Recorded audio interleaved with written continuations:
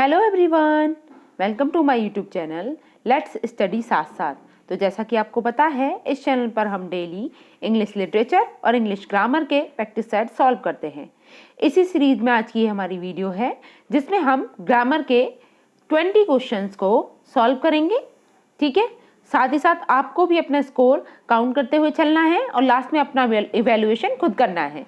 ठीक है, ये 20 क्वेश्चंस मोस्ट इंपॉर्टेंट हैं आपकी तैयारी के लिए। ठीक है, इस अक्सर एग्जाम में इसी तरीके के क्वेश्चंस पूछे जाते हैं।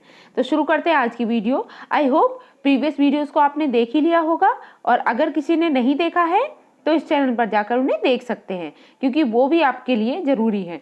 मैंने लगभग 1000 क्वेश्चंस लिटरेचर के कराए हैं, जो लगभग 50 सीरीज़ में हैं, तो आप उन्हें भी देखें और बहुत ही इंपॉर्टेंट हैं वो। ठीक है, चलो फिर शुरू करते हैं आज की वीडियो।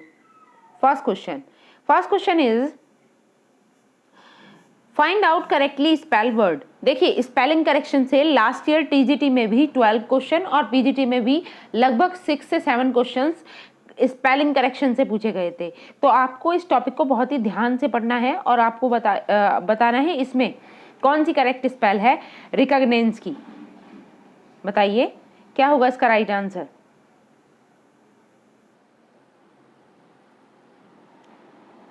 रिकॉग्नेंस की करेक्ट स्पेल क्या है? यस, राइट स्पेल क्या होनी चाहिए?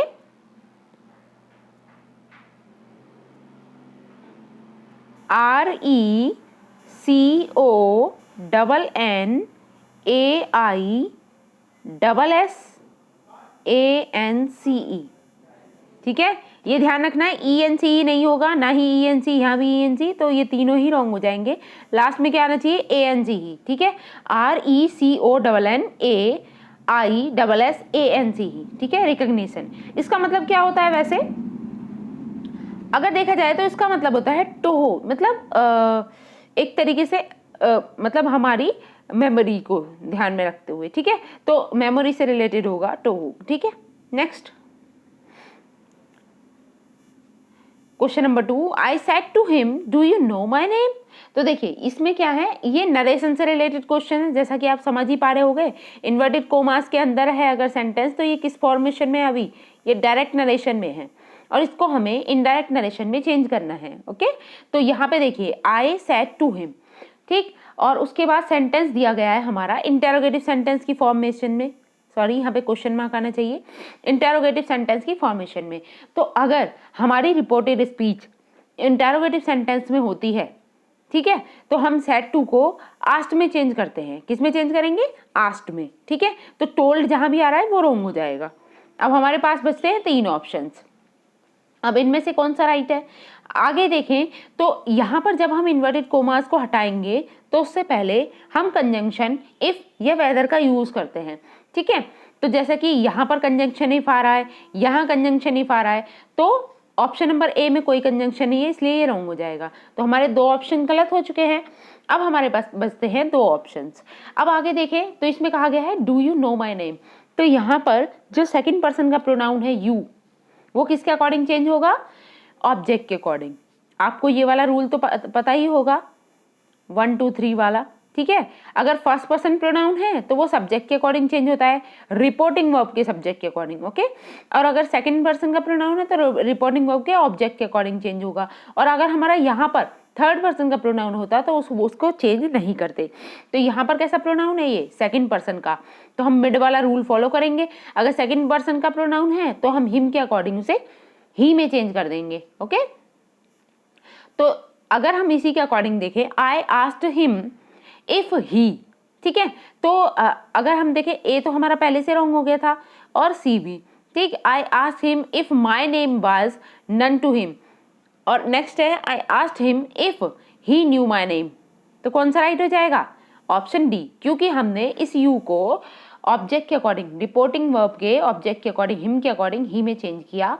उसके बाद ये प्रेजेंट इंडेफिनिट में था टेंस, तो हमने इसे पास्ट इंडेफिनिट में चेंज कर दिया। और साथ ही ये भी ध्यान रखना है कि इंटेरोगेटिव भले ही है, लेकिन इसकी फॉर्मेशन जो बनेगी फिर बाद में वो पॉजिटिव सेंटेंस में बनेगी।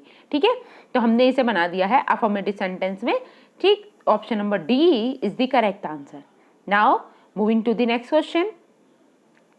Question number third is which of the following is a grammatically incorrect. अब आपको बताना है कि ग्रामेटिकली कौन सा सेंटेंस इनकरेक्ट है इनमें से। ऑप्शंस हैं write in ink, full stop, ये हमारा इंपेरेटिव सेंटेंस है। नेक्स्ट है we threw the stick into the river, we went near whether he knew, he was a favourite with him friend with his friends. तो कौन सा वाला sentence incorrect है?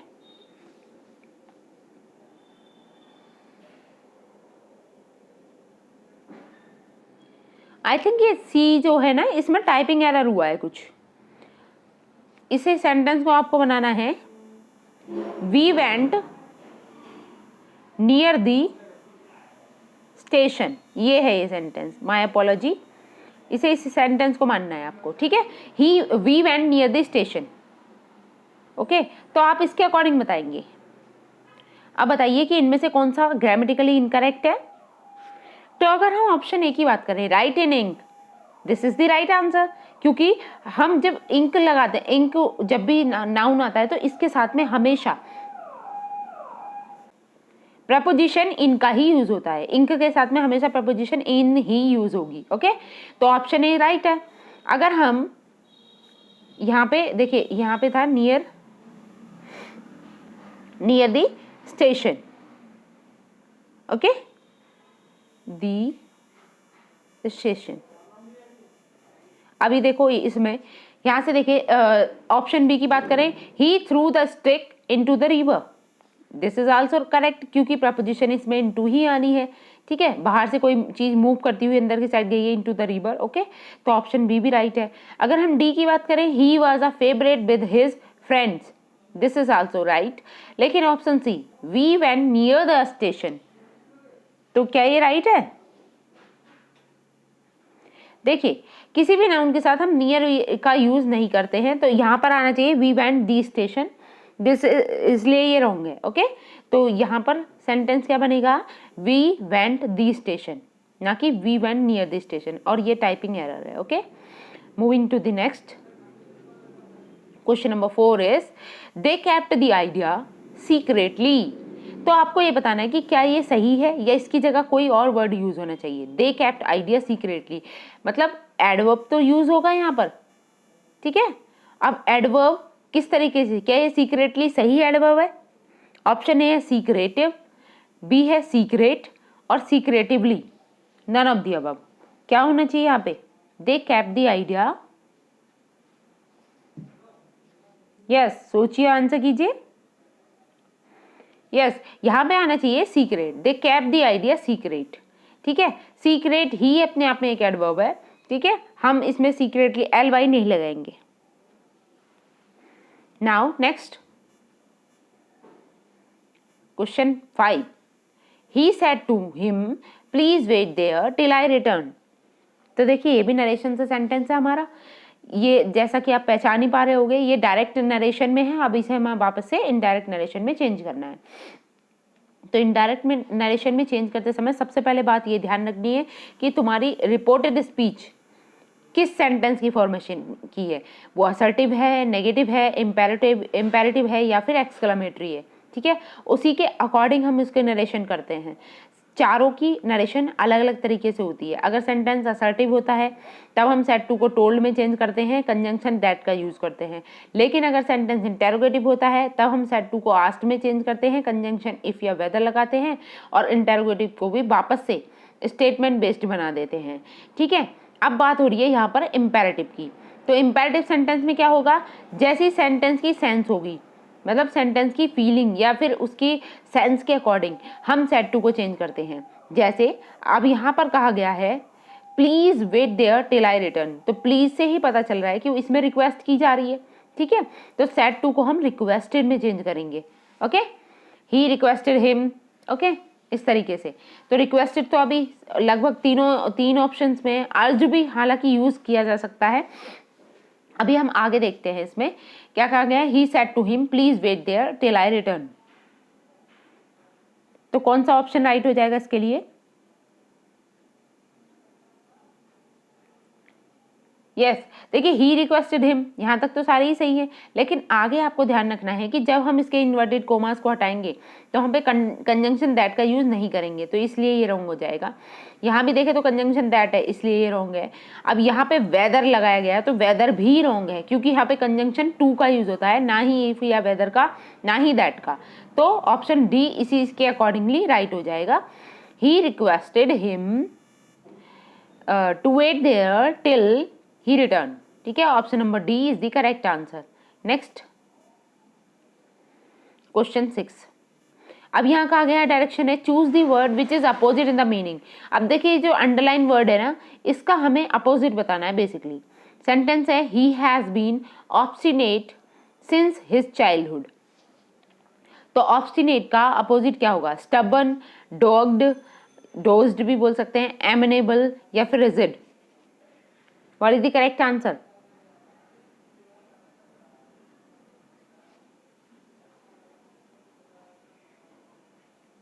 सोचिए, आंसर कीजिए।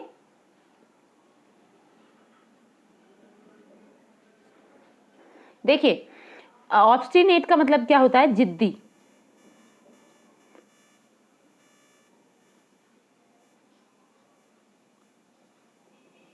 Just a minute. Yes, obstinate का मतलब होता है जिद्दी। अब जिद्दी है तो क्या नाम है, सॉरी मतलब जिद्दी का सिनोनियम स्टबन हो जाएगा। ओके, और डोज्ड ये भी क्या है? ये भी सिनोनियम ही है। और रिजिड ये भी, this is also a सिनोनियम। Okay, लेकिन अगर हम एंटोनिम की बात करें वो है एमिनेबल। ठीक है, एमिनेबल मतलब क्या होता है? सीधा साधा या फ्लेक्सिबल। ठीक है, नाउ नेक्स्ट, इसका राइट आंसर क्या है? Option C. ठीक है, option number C, amenable. Next चलते हैं। Yes, question 7। His life is rather monotonous. अब देखिए यहाँ भी हमें इसका वो अपोजिट ही बताना है। तो मोनोटोनियस, सॉरी मोनोटोनियस का अपोजिट क्या होगा? His life is rather monotonous. Options हैं एक्साइटिंग, ड्रेरी, टीडियस, अनइवेंटफुल। क्या होगा इसका राइट आंसर? देखिए यहाँ पे एन भी आना चाहिए, अनइवेंटफुल।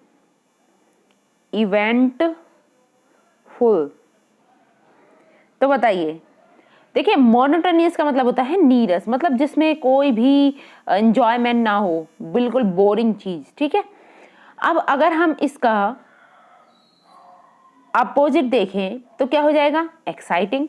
ठीक है, option number A is the correct answer. Next question 7। Macbeth is a morally repulsive character. देखिए यहाँ पर रिपल्सिव का ही आपसे एंटोनियम पूछा गया है। ऑप्शन है एबोमिनेबल, अट्रैक्टिव, ऑब्नॉक्सियस, अगली। रिपल्सिव का एंटोनियम क्या होता है?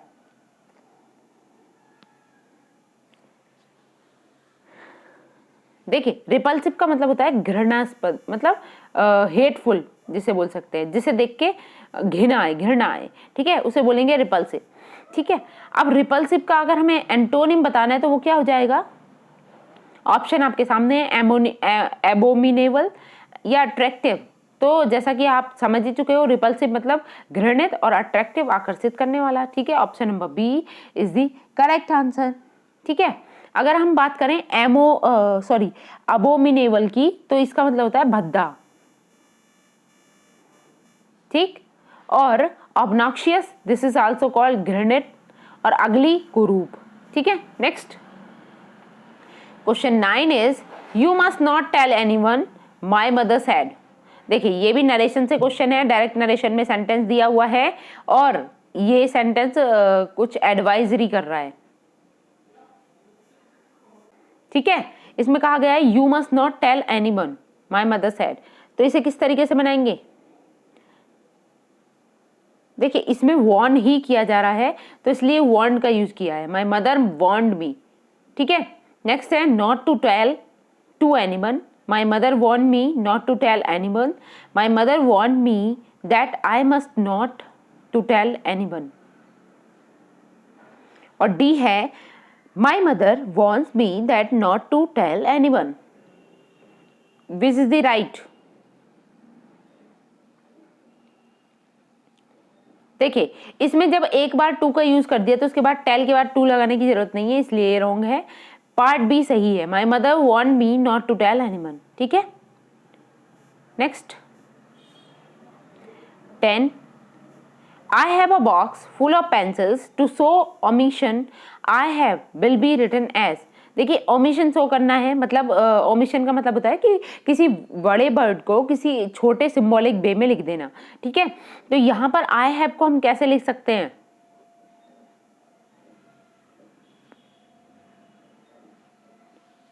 Which is the correct?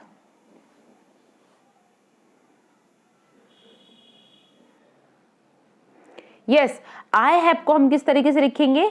आई के बाद में कोमा और उसके बाद we. Option number D is the correct answer. Next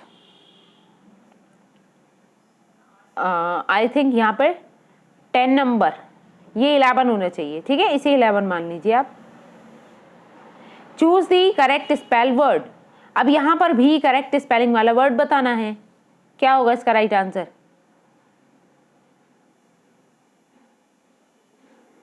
yes, सोचिए, आंसर कीजिए। देखिए इसका जो करेक्ट स्पेलिंग बनेगी प्रैक्टिशनर की, वो बनेगी PRACTIONER।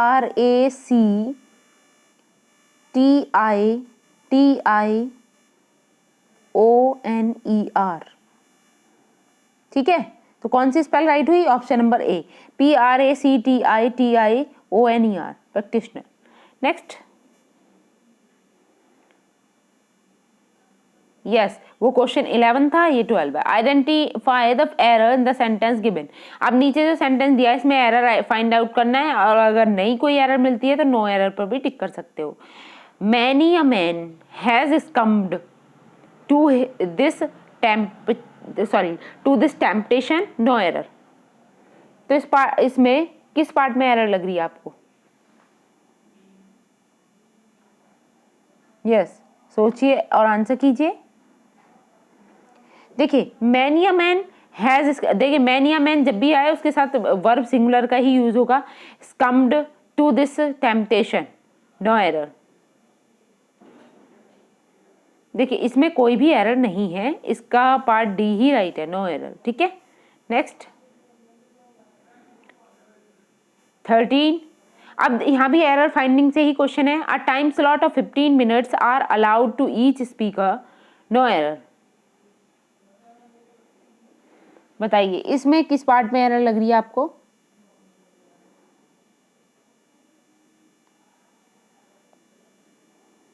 सोचिए, आंसर कीजिए।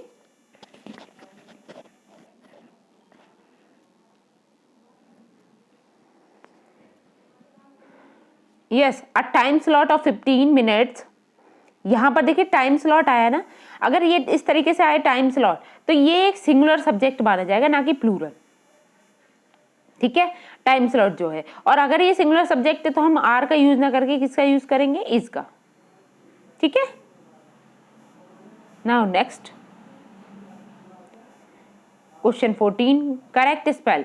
अब बताना है आपको कि इनमें से किसकी स्पेलिंग राइट है। एक्सेसिव, आइटनरी और सर्विलांसेस, इंडिस्पेंसिबल।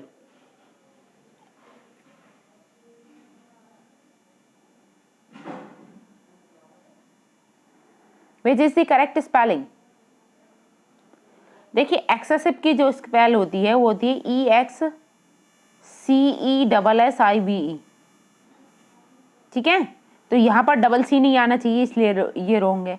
नेक्स्ट देखें आइटनरी, तो इसकी होती है ITINERARY।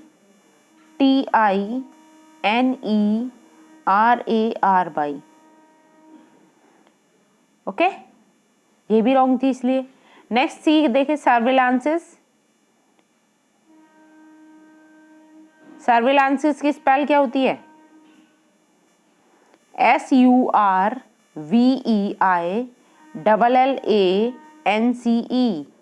ठीक है, BAI ना आके BEI होना चाहिए। ठीक, ये भी रॉन्ग है, इसलिए हमारा पार्ट डी सही हो जाएगा। indispensable. Option number D is the correct answer. Next, question 15, correct spelling. अब यहाँ पर भी आपको स्पेलिंग करेक्शन से ही पूछा गया है. Rigorous, treacherous, treatment, ऑमनिशियस.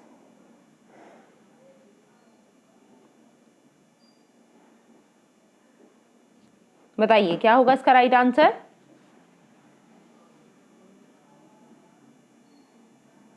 इसका करेक्ट आंसर है ऑप्शन ए, रिगोरियस. ठीक है, यही करेक्ट स्पेलिंग है.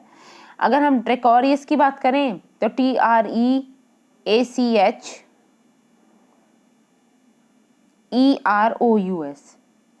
तो TRE के बाद में ए भी आना चाहिए यहाँ पे. ठीक है, नेक्स्ट है ट्रीटमेंट, TREATMENT. नेक्स्ट इज ऑमनियस, तो OMINEOUS, ऑमनियस. और NE भी नहीं होना चाहिए, OUS होना चाहिए. ठीक है, तो ये तीनों ही स्पेलिंग रॉन्ग थी, एक ही स्पेलिंग राइट थी. Option A is the right answer. Next अगर हम बात करें 16 की करेक्ट स्पेलिंग, अब इसमें से वैक्यूम की करेक्ट स्पेल क्या होगी. Yes, BACCC.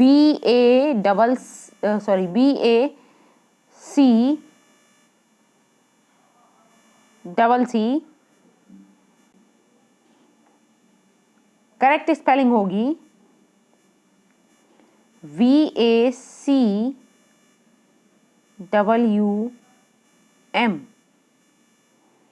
ठीक है, option C is the right answer. Next 17, the bill received a vehement. देखिए यहाँ पे वेहेमेंट के बारे में बात की जा रही है. Resistance from the opposition party in the parliament. अब आपको वेहेमेंट का यहाँ पर क्या बताना है, सिनोनिम बताना है.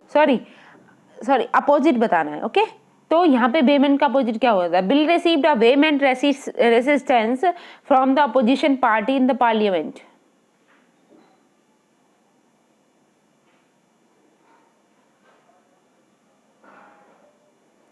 क्या होगा इसका राइट आंसर. वेहेमेंट का अपोजिट क्या हो जाएगा. ऑप्शन है एनिमेटेड, एपैथेटिक और फर्वेंट या vigorous. What is the correct answer. Yes, इसका करेक्ट आंसर है अपैथेटिक. ठीक है, जैसा कि आपको पता ही है वेहेमेंट मतलब क्या होता है, जोशीला, और अपैथेटिक मतलब उदासीन, आलसी. ठीक है, इस तरीके से एंटोनियम बन जाएगा. Next 18, his language is political and विट्रोलिक. Nearest meaning, अब इसका नियरेस्ट मीनिंग बताना है. इमेजिनेटिव, स्प्राइटली, विवेसियस या एब्यूजिव.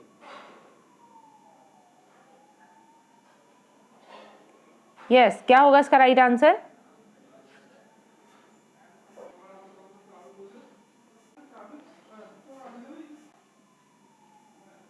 यस, सोचिए, आंसर कीजिए.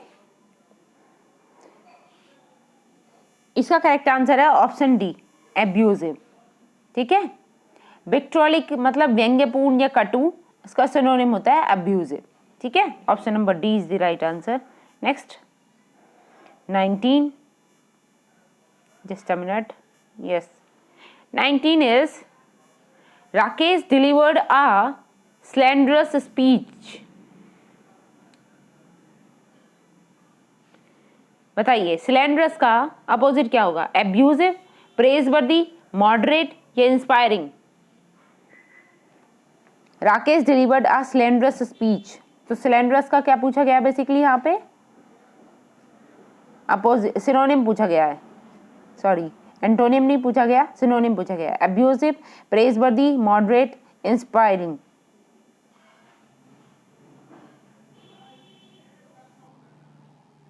बताइए क्या होगा इसका राइट आंसर. इसका करेक्ट आंसर है एब्यूजिव. ठीक है, option number A is the right answer. Now next, और आज का ये हमारा लास्ट क्वेश्चन है. Identify the correct punctuated sentence from the following option. अब इसमें से करेक्ट पंचुएटेड सेंटेंस को छांटना है. While I was cooking the boy her brother had the cat was sleeping. बताइए किसमें पंचुएशन मार्क्स सही सही लगे हुए हैं. सोचिए, आंसर कीजिए. देखिए वाइल के बाद कोई भी कोमा की जरूरत नहीं होगी, ठीक है, इसलिए ए को कट कर सकते हैं, ठीक है। While I was cooking,